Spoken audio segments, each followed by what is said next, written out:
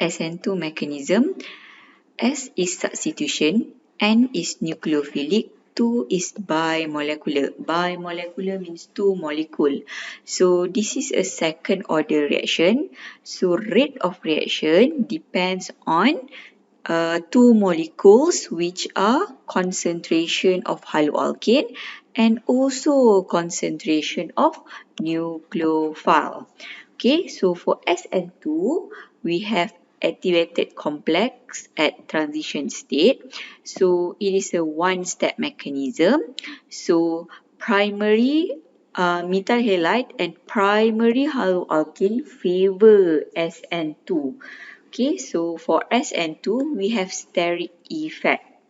So in Sn2 mechanism, the nucleophile attacks from the backside of the electrophilic carbon that is from side directly opposite bonded to the halogen.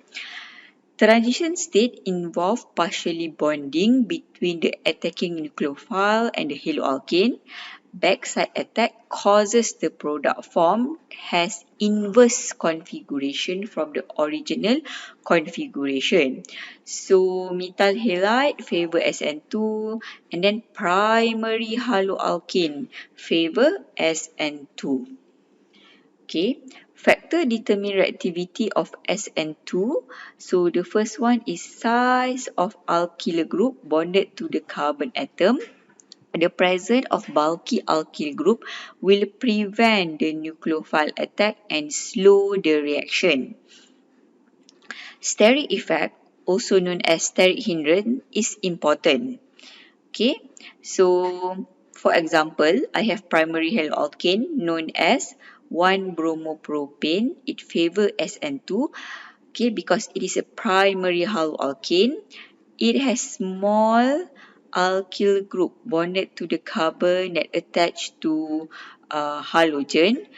It has least sterically hindered from the backside attack of nucleophile. Okay, so for Sn2, steric hindrance or steric effect is important. Steric hindrance or steric effect, also known as obstacle, dia adalah halangan. Okay, kalau awak ada primary haloalkane, so carbon yang pegang Br ni, carbon ni hanya attach dengan satu carbon sahaja. So, based on explanation, nucleophile dia akan attack daripada belakang. So, Sn2 kita kena pakai strong nucleophile lah. So, bila nucleophile ni, dia attack daripada belakang. So at the same time antara carbon dengan Br ni dia akan putus. So bila dia nak attack daripada belakang, around carbon ni dia mesti ada small alkyl group. Okay, this one is not bulky. So primary haloalkane dia tak bulky around the carbon that attached to halogen. Dia mesti backside attack and then Br memang duduk kat depan sebab ni adalah nucleophile. Nucleophile kaya dengan elektron. So nucleophile adalah delta minus, kaya dengan elektron. Br pun dia highly electronegative. So dia juga delta minus. So dia tak boleh duduk rapat-rapat lah. Sebab tu Br dekat depan and nucleophile memang akan attack daripada belakang. So in order nak attack daripada belakang, kita kena ada ruang. So primary haloalkane least sterically hindered. Okey, dia tak banyak halangan. Okey, kalau kita ada tertiary haloalkane, so tertiary haloalkane, saya ada carbon dan 3 hidrogen. Bukan 3 hidrogen. So alkyl group dia agak bulky, quite bulky. So dia akan menghalang nucleophile nak attack daripada belakang. So tak boleh nak buat lah backside attack. Okay, tertiary haloalkane memang almost impossible to undergo Sn2. Okay. Okay, so kita buat dulu chemical equation. So kita tahu this one adalah primary haloalkane. Okay, ni primary haloalkane. So gantikan Cl dengan OH dan byproduct adalah NaCl. Okay, so untuk Sn2 mechanism, produk dia adalah inversion in configuration. Dia inverse. So that's why kita kena lukis dalam 3D. Kita lukis dalam 3D sebab kita nak tunjukkan dia inverse in configuration. Okay, so shape dia adalah tetrahedral. Okay, tetrahedral. So ni carbon. Okay, so ada 2 bond. Okay, so ini adalah bond dekat belakang. Ini adalah bond yang kat depan. Tetrahedral dia. So 2 bond ni dia in a same plane. Okay, so yang garis putus-putus ni bond dekat belakang. Ini adalah bond yang kat depan. Okay, so kita kena lukis dalam bentuk 3-dimensional tetrahedral. Okay, so nukleofil kita akan attack daripada belakang. Okay, so daripada lone pair ni dia akan attack carbon, at the same time putus. So ni adalah slow step dan step ni kita panggil sebagai rate determining step. So dekat rate determining step ni kita boleh nampak dengan jelas ada 2 molekul involved. Nucleophile dan juga haloalkane. So that's why dia adalah second order reaction because rate of reaction depend on 2 molecules. Okay, bila dia dah attack, so sebenarnya OH ni dia nak buat bond kepada C. Cl ni dia nak keluar. Okay, so yang tiga dekat belakang ni dia akan bergerak ke tengah. Dia akan bergerak ke tengah macam ni. So sebenarnya kat sini dia dah jadi trigona plana lah. Okay, so kita buat garis putus-putus sebab Cl ni nak keluar. Okay, yang ni pun kita buat garis putus-putus. OH ni nak bond. Okay. So this one kita panggil dia sebagai transition state. Okay, so molekul ni kita bagi nama dia sebagai activated complex. Okay, lifespan for activated complex is very short period of time. Okay, this molecule very unstable. Okay, so ingat dia mesti garis putus-putus sebab antara C dengan O is bond making, antara C dengan Cl is bond breaking.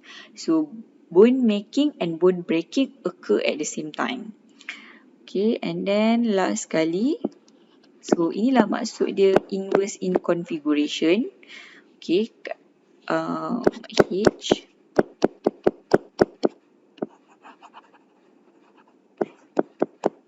Okay, kalau kita letak mirror dekat tengah ni, so kita boleh nampaklah reactant dengan produk tu dia inverse in configuration. Okay, dia macam mirror images.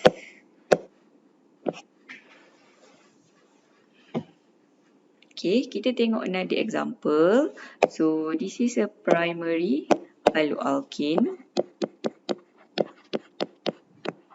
Okay, so Br will be replaced with nucleophile Cn, so the byproduct is KBr. Okay, so again, nucleophile will be attacked from back side. Okay, so carbon, it must attack from carbon and then break between carbon and Br. So this one is a slow step. So this is the rate determining step. Okay, after that we have transition state. So at transition state, bond making and bond breaking occur at the same time. So the lifespan for activated complex is very short period of time. Okay, and then the product must be inverse in configuration. It must be mirror images to the reactant. Okay, so this step is fast. So in rate determining step, there are two molecules involved. So that's why rate of reaction depends on concentration of two molecules. However, not all primary alkyl halide undergoes Sn2 reaction. Okay, so this is the carbon that attached to halogen. So this is primary haloalkane. Okay, so if I draw three-dimensional for this carbon, so this carbon has two hydrogen and then it has a very big alkyl group here. Okay, so if your primary haloalkane is very bulky, so there is no space for backside attack. Okay.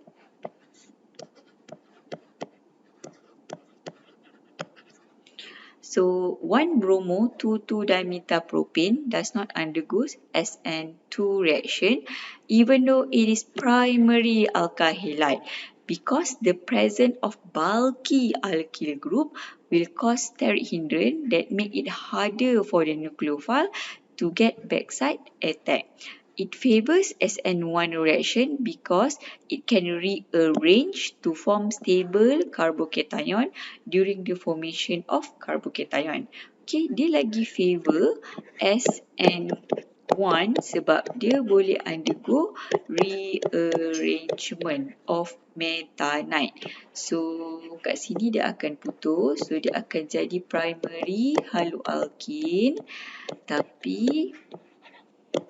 tapi